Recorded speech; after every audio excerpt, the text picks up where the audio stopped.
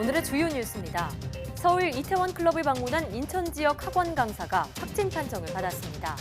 이 강사와 접촉한 수강생과 학부모 등도 잇따라 확진 판정을 받는 등 2차, 3차 감염 사례가 속출하고 있습니다. 방역당국이 현재까지 이태원 집단 발병과 관련해 2만 2천여 건의 검사가 이뤄졌다고 밝혔습니다. 정세균 국무총리는 이번 주 내로 모든 방문자를 찾아내 진단검사를 실시하겠다고 밝혔습니다. 서울시는 승차 정원보다 탑승객이 50% 이상 많을 경우 마스크를 쓰지 않은 승객에 대한 탑승 제한에 들어갔습니다. 출퇴근 시간 혼잡도가 심할 경우 해당 구간에 무정차 통과도 시행됩니다. 코로나19 사태의 충격으로 지난달 취업자가 1년 전보다 47만 6천 명 감소한 것으로 나타났습니다. 외환 위기 이후 21년 만에 가장 크게 감소한 건데 서비스업 전반에서 취업자가 줄었고 특히 청년층의 타격이 컸습니다. 코로나19의 영향으로 프로야구와 프로축구가 무관중 경기로 개막에 들어갔습니다. 스포츠 팬들의 갈증은 어느 정도 해결됐지만 관중이 없으면 선수들의 경기력에 영향을 줄 수 있다고 하는데요. 오늘 생각연구소에서는 무관중 경기가 경기력에 미치는 영향에 대해 분석합니다.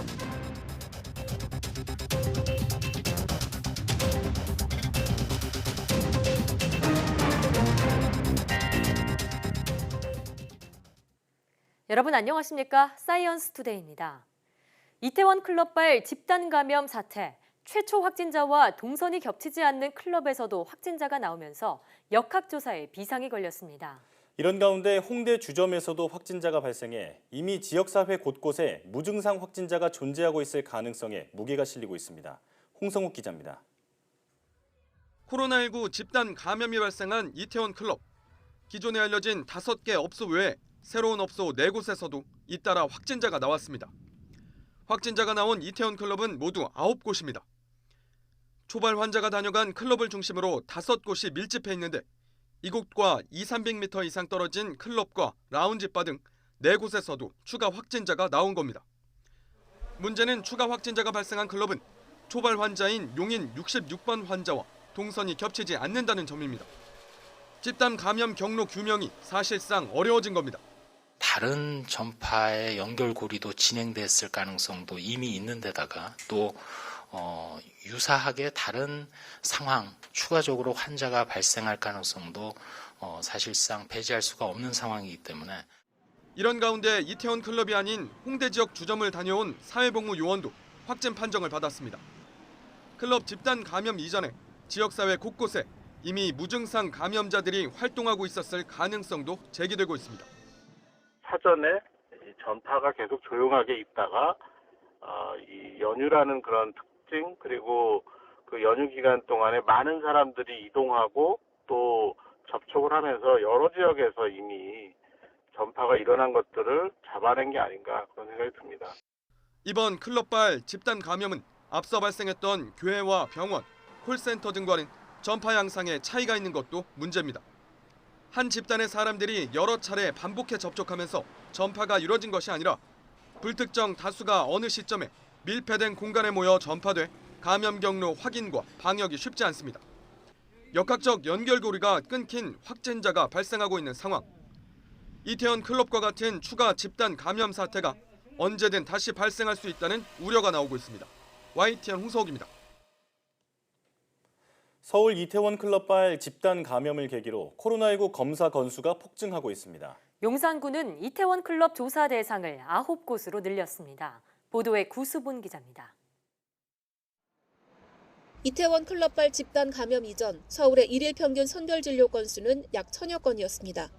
그러나 집단 감염이 발생한 이후 지난 10일에는 3,400건이 넘었고 서울시가 익명검사를 보장한 11일에는 6,500여 건, 12일에는 8,000건을 넘었습니다.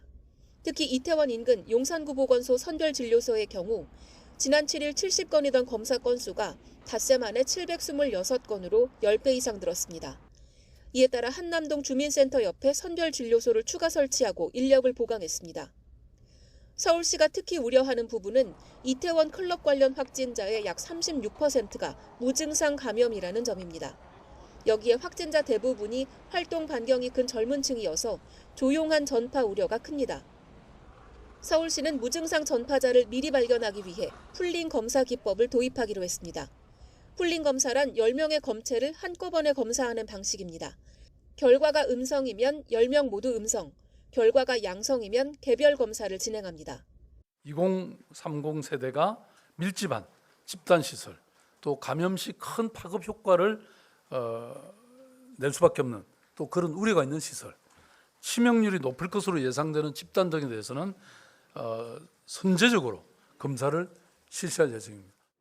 확진자가 다녀간 클럽이 늘어나면서 서울 용산구는 방문자 전수조사 대상을 9곳으로 늘렸습니다. 클럽 메이드에서는 방문자 1,410명의 명단을 입수해 검사를 안내했고, 클럽 핑크 엘리펀트와 라운지 피스틸, 더 파운틴에 대해서도 방명록과 신용카드 내역을 확인해 방문자를 조사하고 있습니다. YTN 구수본입니다. 방역 당국이 코로나19 개별 환자 동선에서 특정 장소 식별이 안 되도록 동선 공개 방식을 변경하기로 했습니다. 중앙재난안전대책본부는 정례 브리핑에서 이같이 말하고, 이는 개인정보 보호 차원을 위한 조치라고 설명했습니다. 이에 따라 앞으로 동선 공개 시 개인을 특정할 수 없도록 최초 환자 동선을 공개할 때만 상호명 같은 특정 가능한 정보가 공개되고, 이후에는 상호명 등을 공개하지 않게 됩니다.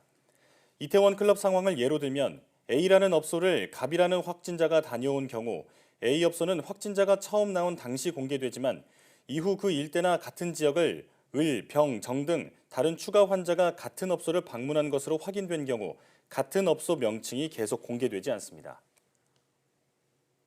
이번 이태원 클럽 집단 감염 사태에서 가장 문제가 된 부분 가운데 하나는 출입자들의 명부를 작성하도록 했는데도 실효성이 없었다는 겁니다. 정세균 국무총리는 첨단 IT 기술을 활용해서라도 고위험 시설 출입자의 실제 명단을 확보할 수 있는 방안을 찾아내라고 지시했습니다. 홍선기 기자의 보도입니다. 지난 연휴 기간 이태원 클럽 출입 명부에 기록된 출입자는 1,900여 명. 그런데 이 가운데 3분의 2는 연락이 되지 않았습니다. 클럽 방문 사실을 숨기기 위해서 일부러 연락을 피하는 사람도 있지만 대부분 거짓으로 명부를 적은 겁니다. 지자체와 정부가 부랴부랴 신용카드 사용 내역과 휴대전화 기지국 접속 기록까지 확보했지만 감염병 차단의 핵심인 초기 대응에는 어려움을 겪었습니다. 방역당국이 출입자 명부의 실효성에 아쉬움을 나타내는 이유입니다. 명부도 정확하게 작성하여야 합니다. 감염병 예방법에 따라 처벌할 수 있고 확진자가 발생하면 손해배상을 청구할 수 있으며, 정세균 국무총리는 마지막 호소라며 자진 검사를 부탁하면서도 나는 괜찮겠지라는 기대가 당혹스러운 상황을 가져올 것이라는 경고까지 보냈습니다. 관련 부처에는 실효성 있는 출입자 명부를 확보하기 위한 방안을 꼭 찾아내라고 지시했습니다. 법률적인 강제보다도 기술적인 방법으로 실제 출입자 명단을 확보할 방안을 만들라는 겁니다. 보건복지부와 행정안전부에서는 높은 수준의 우리 IT 기술을 활용해서 고위험 시설을 출입하는 방문자를 안전하게 확인하는 방안을 고민해 주시기 바랍니다. 일부에서는 스마트폰을 태그하는 방식으로 자동으로 전화기 주인의 인적 사항이 담기게 하는 방법 등을 제안하고 있습니다. 앞으로는 방역이 일상이 되는 시대가 될 것이라는 점에서 어떤 방법이든 실효성 있는 출입자 관리 방안이 나와야 한다는 쪽에 무게가 실리고 있습니다. YTN 홍성기입니다. 서울시는 코로나19 집단 감염에 대응하기 위해 용산구 한남동에 워크스루 방식의 선별진료소를 설치해 운영에 들어간다고 밝혔습니다. 서울시와 용산구는 자원봉사의사와 서울시의사회 인력풀 114명을 확보했으며 선별진료소에는 36명이 투입됩니다. 이는 이태원 클럽 집단 감염 발생을 계기로 서울 25개 자치구에 설치된 선별진료소들의 수요가 평소의 6배에서 10배로 폭증하는 데 따른 것입니다. 서울시는 전국 최초로 11일부터 본인이 원할 경우 전화번호만 확인하는 익명검사를 실시해 이태원 클럽 방문자들의 검사를 독려하고 있습니다. 익명검사 시행 하루 전인 10일의 검사 건수는 3,496건이었지만 11일에는 6,544건, 12일엔 8,343건 등으로 크게 늘었습니다. 정부가 서울 이태원 클럽 관련 확진 속출에도 생활 속 거리 두기 재검토는 아직 고려하지 않고 있는 것으로 확인됐습니다. 중앙재난안전대책본부는 생활 속 거리두기 재검토 여부에 대해 클럽 관련 확산 상황을 더 지켜본 뒤 평가해야 한다고 밝혔습니다. 현재 2차 감염이 일어나고 있는 것은 분명하지만 이런 사례가 지역 전파라고 판단할 수준인지는 내부 검토와 분석이 필요하다고 설명했습니다. 이에 클럽 확진 여파로 생활방역위원회를 열 계획은 아직 없다며 애초 정해진 주기에 따라 개최될 수는 있다고 덧붙였습니다. 코로나19 사태로 관광지마다 발길이 끊겨 큰 어려움이 발생하고 있습니다. 네, 그나마 생활방역으로 전환되며 조금 기지개를 켰는데 이태원발 집단 감염이 번지면서 상인들이 다시 소가리를 하고 있습니다.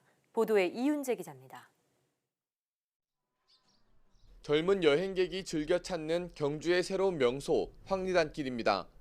따뜻한 봄 기운에 여행객이 몰릴 시간이지만 거리는 썰렁합니다.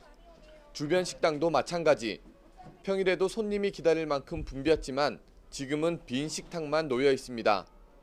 함께 일하던 직원마저 떠나보냈습니다. 직원이 5명인데 3명은 아예 지금 집에서 무급으로 쉬고 있고요. 또 바쁠 때는 아르바이트를 한 4명 와서 이렇게 돌리고 하는데 그 아이들은 본의 아니게 다 잘린 폭이 돼버렸어요. 생활 방역으로 전환하면서 반등의 기미가 보였지만 이태원 집단 감염으로 기대마저 꺾일 지경입니다. 코로나 없을 때보다 거의 한 10분의 1 정도로 줄었다가 4월 말에 들어와서 조금 늘어나려 그러는데 또 갑자기 또 이런 집단 발병이 생기다 보니까 참 걱정스럽습니다. 상황이 이렇다 보니 공무원들이 나섰습니다. 관광객에게 꽃과 손소독제를 건네고 다시 경주를 찾아달라는 당부도 잊지 않습니다. 경주문화엑스포에서는 공원 곳곳을 다시 단장하고 공연장 주변도 소독합니다. 객석도 한 칸 건너 한 칸씩 뛰어앉아 생활 속 거리두기를 실천할 수 있게 정리합니다. 관광객들 오시는 지역에 대해서는 소독이라든지 방역이라든지 이런 걸 철저히 하고 식문화도 완전히 개선해서 누구나 여기 와서 깨끗하고 안심하게 놀고 즐길 수 있는 그런 경상북도를 만드는데 코로나19 고비를 어렵게 넘기고 조금씩 어깨를 펴기 시작한 경북. 안전하고 깨끗한 관광지를 만들어 관광객을 다시 끌어모으고 또 지역 경제도 살리기 위해 안간 힘을 쓰고 있습니다. YTN 이윤재입니다. 지난달 취업자 수가 코로나19의 영향으로 21년 만에 최대 폭으로 감소했습니다. 통계청이 발표한 4월 고용 동향에 따르면 지난달 취업자 수는 2,656만 2천 명으로 1년 전보다 47만 6천 명이 줄었습니다. 이는 IMF 외환위기 때인 지난 1999년 2월 이후 21년 2개월 만에 가장 큰 폭의 감소세입니다.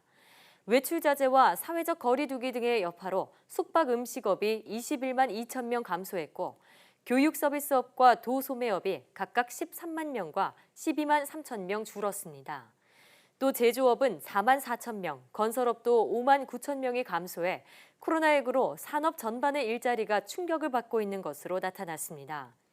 직장이나 사업체가 있어도 일을 못한 일시휴직자도 113만 명이 늘어난 148만 5천 명을 기록해 3월에 이어 2달 연속 100만 명을 넘었습니다. 15세 이상 고용률은 1년 전보다 1.4%포인트 내린 59.4%로 2010년 4월 이후 최저를 기록했습니다. 코로나19 확산으로 한시적으로 원격 진료가 허용되면서 2달여 동안 13만 건이 넘는 진료가 비대면 방식으로 이루어졌습니다. 일부 우려의 목소리도 여전하지만 코로나19를 계기로 원격 진료가 더욱 확대될 것이란 전망에 힘이 실립니다. 최소라 기자입니다. 20대 회사원 윤아영 씨는 갑작스럽게 두통이 찾아왔지만 바쁜 일과 때문에 병원 갈 시간을 내지 못했습니다. 그래서 스마트폰 앱을 이용한 원격 진료를 신청했습니다. 앱에서 의사와 진료 시간을 선택하고 증상을 입력하면 시간에 맞춰 해당 의사와 화상 진료가 시작됩니다. 여기 결박을 볼 수 있게 눈을 좀 이렇게 뒤집어서 보여주실 수 있을까요? 진료가 끝나자 퇴근길에 약을 받을 수 있도록 회사와 가까운 약국으로 전자처방전이 전송됩니다. 진료를 받고 이제 약국까지 가는 사이에 처방전이 도착해서 그런 것도 굉장히 시간 단축이 됐다고 생각합니다. 실제 코로나19 확산으로 원격 진료가 한시적으로 허용된 2월 말 이후 윤 씨 같은 원격 진료 사례가 크게 늘었습니다. 발행된 처방전만 13만 건이 넘습니다. 경증질환 분야에서 의사분들과 문진을 바탕으로 해결해 나갈 수 있는 질환이 있기 때문에 내과, 소아과, 피부과, 산부인과 중심으로 OECD 회원국 36개국 가운데 원격 의료를 도입한 곳은 26개국. 코로나19를 계기로 원격 의료가 더 활성화할 것이란 전망이 나옵니다. 하지만 의료계를 중심으로 우려도 여전합니다. 감기가 폐렴일 수도 있고요. 진짜 그야말로 알레르기 기침일 수도 있고 아니면 천식일 수도 있고 의사 얼굴을 보고 시진, 촉진, 청진, 타진을 해야지만 다만 어떤 형태로든 코로나19 이후 비대면 진료가 확대될 것이라는 전망에는 의료계 내부에서도 공감대가 있습니다. 정부 역시 비대면 의료 시범 사업의 대상을 확대하고 인프라를 보강할 방침이어서 원격 진료 확대가 당분간 의료계 큰 흐름이 될 것으로 보입니다. YTN 사이언스 최소로입니다. 360도 입체 실감 콘텐츠를 제작할 수 있는 아시아 최대 수준의 스튜디오가 13일 서울 상암동에 문을 열었습니다. 과학기술정보통신부는 서울 상암동 한국 VR/AR 콤플렉스에 100평 규모의 K실감 스튜디오를 구축했다고 밝혔습니다. K실감 스튜디오는 개별적으로 제작 인프라를 구축하기 어려운 국내 중소벤처기업이 이용할 수 있는 전문 시설로 60대의 4K 고화질 카메라 등의 장비가 마련돼 있습니다. 과기정통부는 K실감 스튜디오를 통해 교육과 의료 등 다양한 분야의 고품질 콘텐츠가 빠르게 제작될 수 있을 것으로 기대했습니다. 그럼 이어서 개소식에 참석한 최기영 과학기술정보통신부 장관의 말 직접 들어보겠습니다. 코로나19 때문에 비대면이 굉장히 중요해지고 있는데 비대면 산업에서도 핵심인 거죠. 그래서 이 K 실감 스튜디오를 타이밍 적절하게 우리 과기부에서 지원을 해서 아시아 최대 규모의 그런 인프라를 지금 구축을 해놓고 있습니다. K 실감 스튜디오를 활용을 하면 좋은 AR, VR 콘텐츠를 좀 만들 수 있을 거라고 생각이 들고요.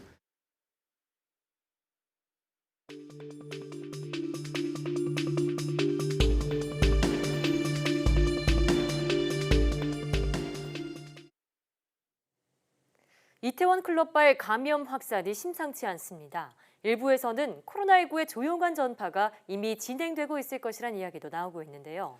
이대로 코로나19가 재확산하는 건 아닐지 코로나19 브리핑 고려대학교 역학대학 김정기 교수와 함께 자세히 알아보겠습니다.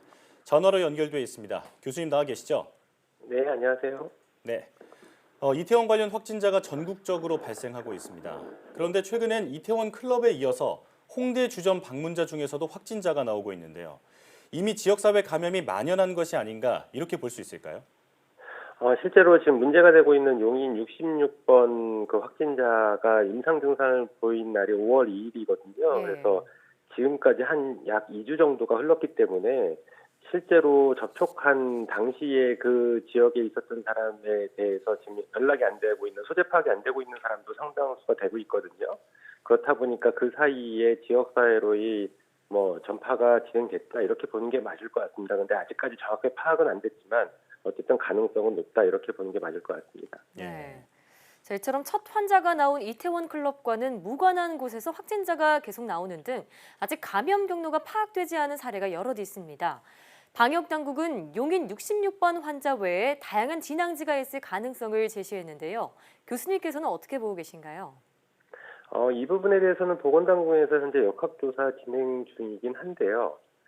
비단 이번 이태원 클럽발 전파 이외에도 그 과거에 클럽에서 집단 감염이 발생한 적이 있었거든요. 예. 근데 그때와 비교했을 때는 전파 양상이 사뭇 달라요. 훨씬 더 빠르게 전파가 이루어지고 있거든요. 예. 그래서 실제로 용인 66번 확진자로부터 이번 전파가 시작됐다라고 보기보다는 실제로 그 당시에 이태원 일대에서 어떤 이른바 숨은 감염자들이 다수가 있지 않았을까, 이런 것들이 더 가능성이 높다 이렇게 보고 있습니다. 예. 자, 이런 가운데 서울시가 통신사 기지국 접속자 명단을 통해서 4월 말부터 5월 초에 이태원 클럽 인근의 기지국 접속자 만여 명을 전수조사하고 있습니다. 이제부터는 시간 싸움인데요. 지금부터라도 최대한 빠르게 감염자를 찾아낸다면 확산을 억제할 수 있을까요? 글쎄요, 이 부분은 아직 아직 장담할 수는 없습니다. 왜냐하면 지금 아까 말씀드린 것처럼 첫 번째 환자라고 지금 언급되고 있는 16번 환자가 나온 이후로 상당한 시간이 좀 흘렀고요. 예.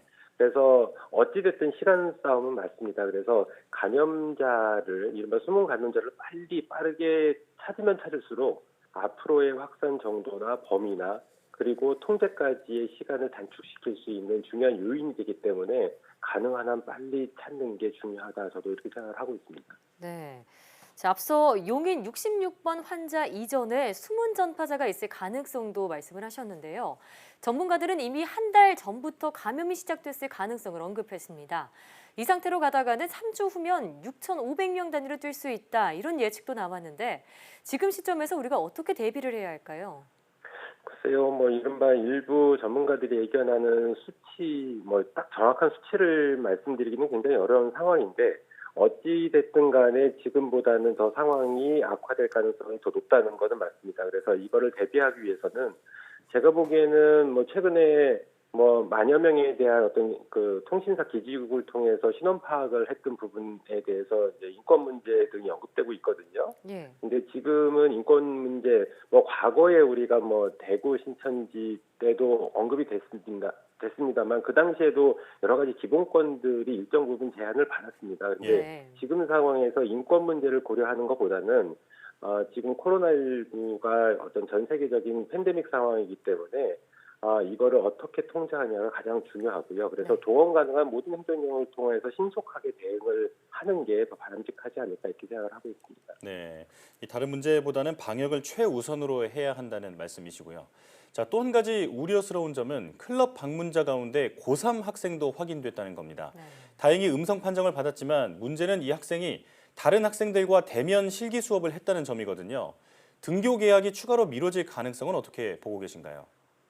글쎄요, 일단 기본적으로 일주가 미뤄졌고요. 앞으로의 추가적인 연기 가능성은 물론 교육부가 이제 판단을 할 거라고는 생각을 하는데요. 저 개인적으로 제 의견은 우리가 흔히 기상특보에서 태풍이 육지에 상륙할 때 만약에 만조랑 겹치면 더 큰 피해를 일으킬 수 있다. 그래서 이에 대해서 대비해야 된다라는 얘기를 하잖아요. 예. 지금 이 상황이 같은 상황이라고 보시면 될 것 같습니다. 그래서 이게 지금 등교 계약과 그리고 이태원발 어떤 지역사회 전파 양상과 이게 맞물리게 되면 실제로 대면 계약을 했을 때에는 일정 부분 집단 감염이 발생할 걸로 예견을 하거든요. 그래서 오히려 더 큰 문제를 야기할 가능성이 높다.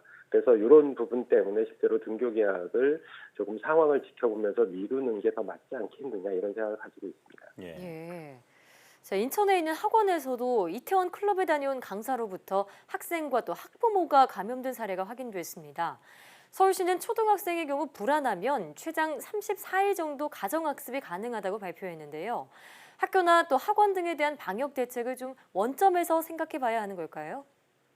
그러니까 앞서 방금 말씀드린 것처럼 우리가 이제 대면 계약, 등교 계약을 하게 되면 어떤 규모는 정확하게 파악할 수 없습니다만 일정 부분 이런 집단 감염이 발생할 가능성이 굉장히 높게 제기되고 있거든요. 그럼에도 불구하고 우리가 이제 방역 단계에서 통제 가능한 범위 내에서 추진을 하고 있는 건데 지금 이태원발 지금 지역사회 감염은 이른바 이게 숨은 감염자, 우리 사회의 숨은 감염자를 확인했다라고 보시면 될 것 같습니다. 그래서 이러한 것들이 앞으로 등교 계약을 했을 때 어떤 학교 내 감염을 유발시킬 수 있다라는 점을 재확인했다라고 보시면 될 것 같고요. 그래서 앞으로 학교나 비단 이제 학원까지도 방역 대책, 그러니까 우리가 등교 계약을 했을 때 이루어질 상황에 대해서 한번 학습을 했기 때문에 요거에 대해서 철저한 대비책을 추가적으로 마련하는 게 필요하다 이렇게 생각을 하고 있습니다. 네, 신중하게 결정할 문제라는 생각이 듭니다. 자, 대중교통 방역 대책도 이제 나오고 있습니다. 서울시가 마스크를 안 쓰면 혼잡 시간에는 지하철을 못 타도록 했죠. 하지만 문제는 덥다고 마스크를 벗게 되면 소용이 없다는 건데 이런 부분은 어떻게 관리해야 할까요?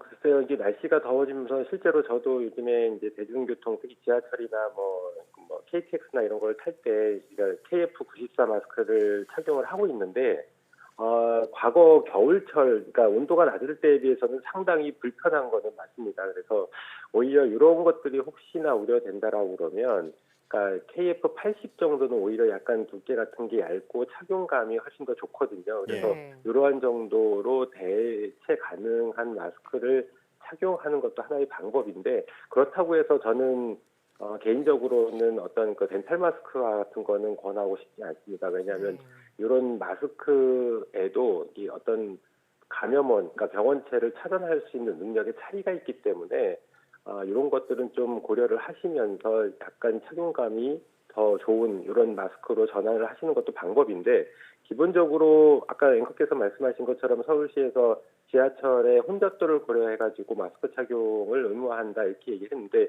이 조치는 비단 지금뿐만 아니라 과거에도 필요했던 조치고요. 그리고 기본적으로 혼잡도 고려 이외에도 혼잡도가 낮더라도 일단 대중교통, 그러니까 지하철, 버스, 물론 택시는 대중교통에 포함은 안 됩니다만 택시 탑승할 때 이런 등등에 대해서는 반드시 마스크를 착용하는 것을 의무화. 이거는 계속 지속되는 건 아니고 우리 코로나19의 위험성이 계속 존재하는 한 일정 기간 동안 당분간은 의무화해야 되지 않을까 이렇게 생각을 하고 있습니다. 그래서 시민들 같은 경우에는 아까 말씀드린 것처럼 약간 착용감이 가벼운 KF80 정도의 마스크를 착용하실 것을 권고드립니다. 아무래도 이태원 클럽발 집단 감염이 확산하고 있는 만큼 KF 마스크 등으로 계속해서 방역 수칙을 철저히 지켜야겠고요. 또 이태원 유흥시설을 다녀왔다면 자발적으로 검사를 받아야겠습니다. 지금까지 고려대학교 약학대학 김정기 교수와 함께했습니다. 교수님 오늘 말씀 고맙습니다. 감사합니다.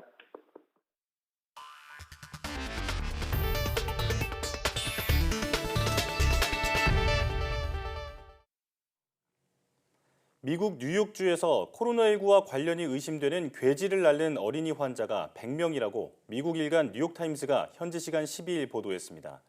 보도에 따르면 앤드루 쿠오모 뉴욕 주지사는 이날 주 보건당국이 어린이 괴질 환자 약 100명의 사례를 조사하고 있다고 밝혔습니다. 이 중 57%가량이 5에서 14세로 15세 미만 아동입니다. 소아 다기관 염증 질환으로 알려진 이 질환으로 현재까지 뉴욕주에서 5살부터 18살까지 3명의 어린이와 청년이 숨졌습니다. 코네티컷주는 지난 11일 첫 사례가 보고됐으며 이날 현재 6명의 어린이가 이 질환으로 치료를 받고 있다고 밝혔습니다. 코로나19 최대 확산지 뉴욕주를 포함해 미국 대부분의 주가 다음 주 경제활동 재개에 돌입할 예정인 것과 관련해 보건당국자가 위험을 경고했습니다. 바이러스에 대응할 수 있는 능력도 갖추지 못한 채 조급하게 문을 연다면 발병 급상승을 보게 될 것이라고 경고했습니다. 워싱턴 강태욱 특파원의 보도입니다. 세계 최대 감염국 미국에서는 이번 달 들어 중남부주를 중심으로 경제활동 재개가 시작됐습니다.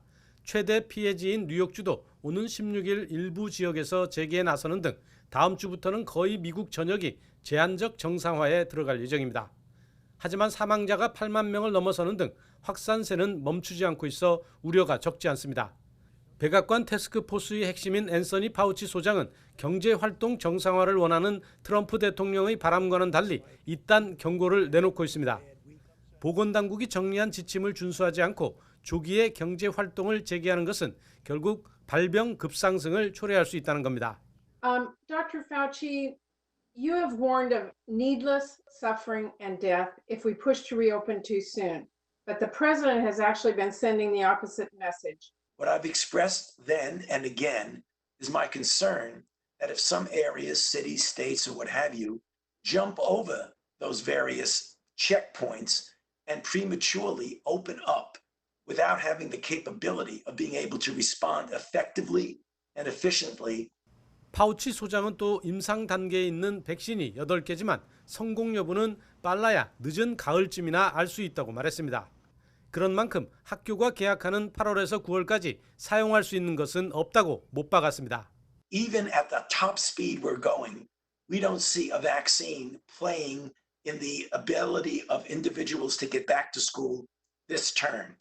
파우치 소장은 백신 없이도 코로나 바이러스가 사라질 수 있다고 한 트럼프 대통령의 최근 발언에 대해서도 그런 일은 일어나지 않을 것이라고 단언했습니다.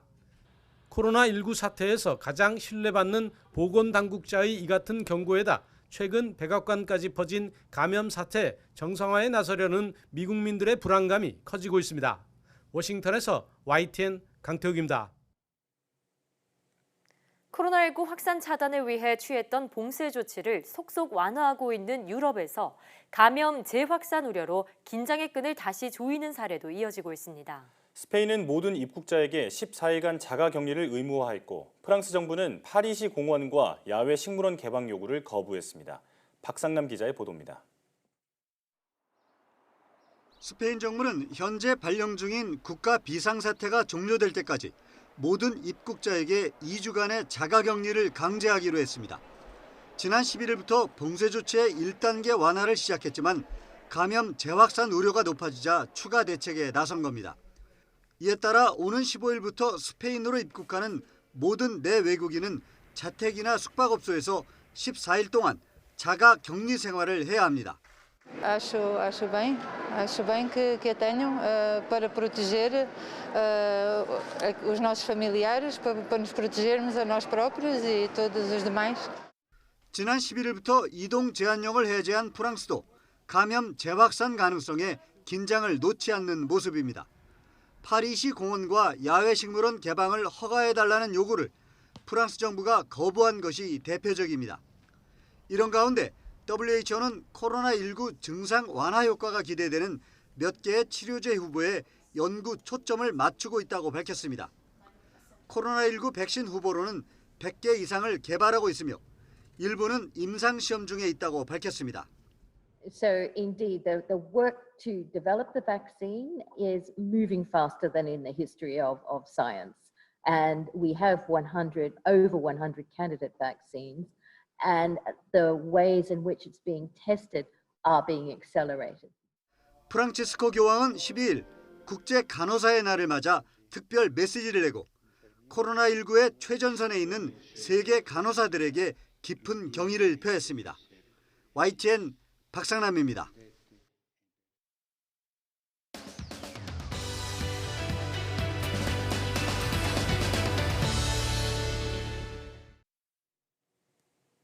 코로나19로 인해 전 세계 스포츠 경기가 중단되는 초유의 사태가 벌어졌습니다. 우리나라는 지난 5일 프로야구를 시작으로 일부 종목이 무관중 경기로 개막을 알렸는데요. 스포츠 팬들의 갈증은 어느 정도 해결됐지만 이렇게 관중이 없는 경기는 선수들의 경기력에 영향을 줄 수 있다고 합니다. 오늘 생각연구소에서 이와 관련해 자세히 알아보겠습니다. 연세대학교 심리학과 이동기 교수와 함께하겠습니다. 교수님 어서 오세요. 네, 안녕하십니까. 네. 요즘 직관이 아니라 집관이라는 말을 네. 하잖아요. 네, 많은 스포츠 팬들이 집에서 경기를 보면서 아쉬움을 달래고 있는데, 자, 이런 무관중 경기, 관중이 없는 이런 경기가 선수들의 경기력에 영향을 미친다고요? 당연히 영향을 미치죠. 예. 말씀하신 대로 5월 5일 날 이제 프로야구가 개막됐죠. 예. 세계에서 우리나라가 이번에는 처음으로 했고요. 그다음에 이제 5월 8일 날 프로축구도 이제 개막을 했는데요. 사실 이제 코로나19 확산될까봐 무관중 경기를 하는 건 이제 이해가 되는데. 사실 프로 스포츠라고 하는 것이 결국 팬이 있어야지만 존재하는 거잖아요. 예. 근데 이런 팬들의 어떤 그 응원이라든지 환호라든지 이런 것이 없으면 선수들의 경기력에 당연히 영향을 받게 되죠. 네. 예를 들어서 저희도 강의를 하지만 학생들이 없으면 리액션이 없잖아요. 네. 이걸 어떻게 해야 되나 싶어서 나중에 좀 의기소침해질 수도 있기 때문에 네. 실제로 선수들한테 영향을 주거든요. 그리고 관중이 없는 데서 경기를 하는 거가 익숙하지 않으니까 선수들도 애로사항을 이제 많이 얘기를 해요. 왜냐하면 응원이 있으면 뭔가 이렇게 자기 활성화가 되면서 나름대로 각성이 되니까 이런 걸 통해서 이제 열심히 일을 할 수 있는 건데요. 그렇죠. 작년에 사실 10월쯤에 그 북한 원정 경기를 했었잖아요. 프로축구 선수들이 네. 국가대표팀이 이제 갔었는데 그렇죠. 국가대표팀 얘기는 뭐냐면 관중이 없이 이걸 하니까 뭔가 이상하고 뭔가 집중이 잘 안 되더라. 네. 그러니까 사실 경기 수행에 영향을 좀 부정적인 영향을 받을 수도 있죠. 네. 네. 자, 그런데 관중이 없으면요, 선수들에게 좀 직접적인 영향을 줄 수 있을 만큼 그 응원의 힘이 참 크다고 하는데 실제로 어떤 효과가 있는지 궁금해요. 네, 사실 이게 그 다른 사람이 이제 응원해주고 환호해주면 뭔가 이렇게 수행 자체 영향을 받는데 이런 걸 관중 효과라고 합니다. 네. 관중이 있을 때 훨씬 수행이 영향을 받는다는데 수행이 촉진될 수도 있고 수행이 또 억제될 수도 있고 방향은 양방향으로 나타날 수가 있어요. 예. 그래서 수행이 촉진되는 경우는 이제 사회적 촉진이 일어났다 이렇게 얘기를 사회적 하고요. 촉진이요? 네, 그게 이제 억제될 때는 사회적 억제가 일어났다 이렇게 얘기를 하는데 실제로 관중이 있을 때 어떤 효과가 있는가를 이제 여러 가지 실험을 해봤는데 심리학자인 노먼 트리플렛이라는 사람이 사이클 타는 선수들에 대해서 연구를 했는데요. 네. 사이클 탈 때 같이 사이클을 함께 타주는 선수가 있으면 훨씬 더 빨리 달린대요. 능률이 높아지죠. 네, 이게 뭔가 경쟁도 네. 되고 뭔가 활력을 받아가지고 훨씬 더 빨리 달린다는 네. 그런 결과를 도출을 했고요. 또 영국의 노썸브리아 대학에서도 한 연구가 재밌는데요. 프로축구 선수를 대상으로 해서 실제로 홈 경기에서 홈 관중들이 환호하고 응원해주고 이렇게 했을 때 그것이 이제 선수들의 신체에 어떤 영향을 주는지를 확인을 했어요. 그랬더니 그 남성 호르몬인 프로테스테론이라는 게 있는데요. 이게 40%에서 70%가 올라갔다는 거예요. 와, 예. 근데 이렇게 되면 되게 이제 경기를 할 때 되게 민첩하고 순발력 같은 것이 향상이 된다고 해요. 예. 그래서 사실 관중이 있을 때의 어떤 그 경기력이 달라질 수 있다라고 하는 걸 실험적으로 증명한 것입니다. 예. 이 사회적 촉진 효과에 대해서 설명을 해주셨는데 사실 그 이런 스포츠 경기뿐만 아니라 일상생활에서도 응원이 큰 영향을 미칠 것 같거든요. 우리 삶에서는 어떤가요? 당연히 응원을 많이 받고 싶죠. 네. 예, 특히 이제 학습을 하는 때 학습 장면에서도 상당히 영향을 미친다고 하는데요. 네. 먼저 이제 예를 들어주면 그 하버드 대학교의 심리학자인 로버트 로젠탈이라는 분이 있어요. 이분이 이제 샌프란시스코의 한 초등학교에서 재미있는 연구를 했는데 어떤 거냐 하면 이제 한 반에 학생들이 있잖아요. 그럼 담임 선생님에게 이제 오시라고 해서 얘기를 해주는 거예요. 이 중에서 한 20% 학생을 지목하면서 네. 이 아이들이 지능이 좋다. 이 학생들이 학업 성취도가 높을 것이다. 이렇게 정보를 주는 거예요. 사실 실제로 그렇진 않았거든요. 예. 그냥 무작위로 20%를 골라갖고 얘기를 했어요.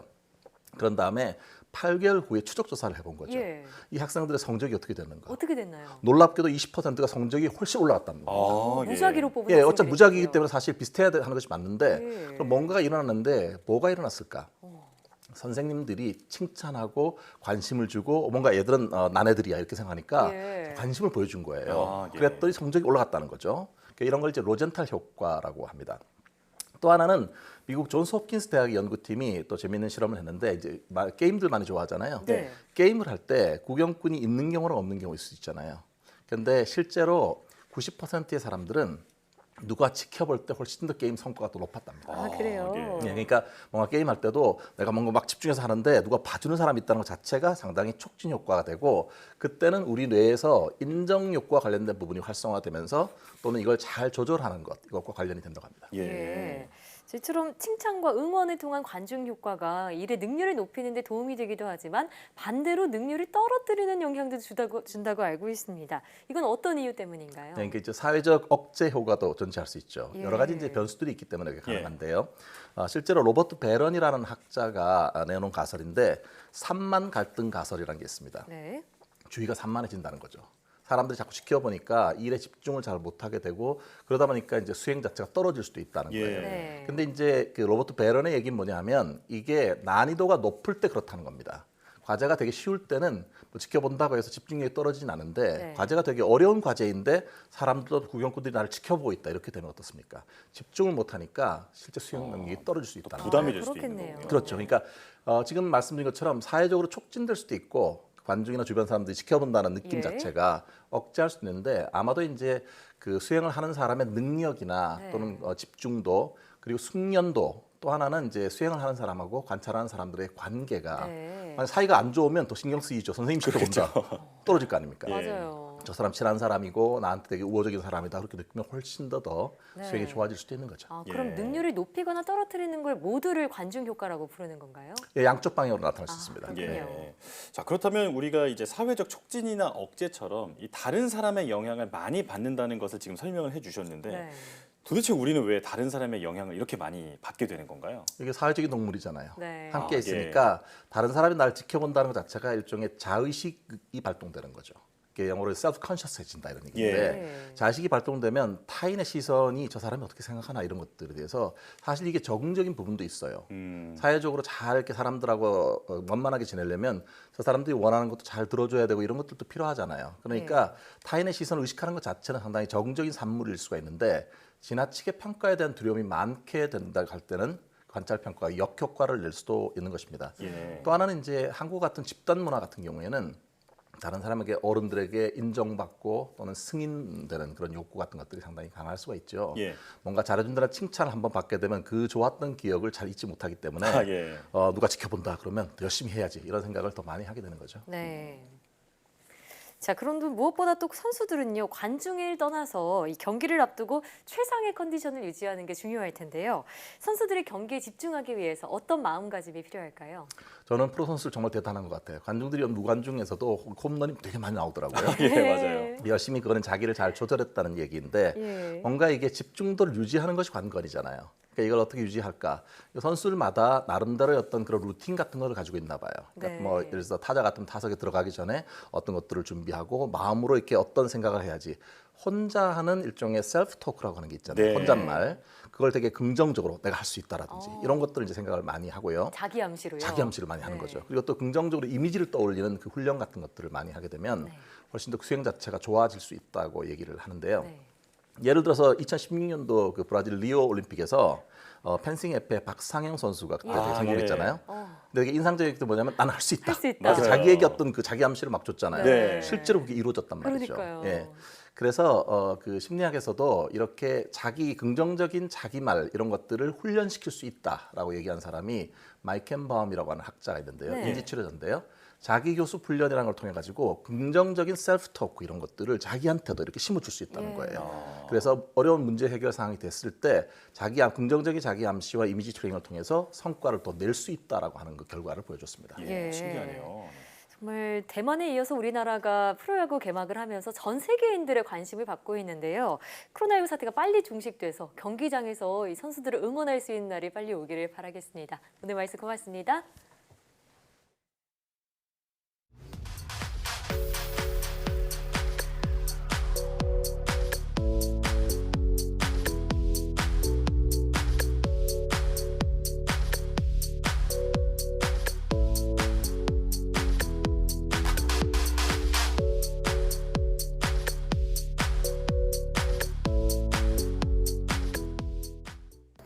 이태원 클럽을 다녀온 뒤 확진 판정을 받은 인천의 학원 강사가 초기 조사 때 자신이 무직이라고 거짓말을 한 사실이 밝혀졌습니다. 이 때문에 나흘간이나 무방비로 지역사회에 노출되면서 추가 감염이 일어났고 방역당국은 이 강사를 감염병법 위반으로 고발할 방침입니다. 방역은 서로에 대한 신뢰가 있어야 성공할 수 있습니다. 사회 구성원으로서 책임 있는 자세가 어느 때보다 필요해 보입니다. 사이언스 투데이 오늘 저희가 준비한 소식은 여기까지입니다. 함께해 주신 여러분 고맙습니다.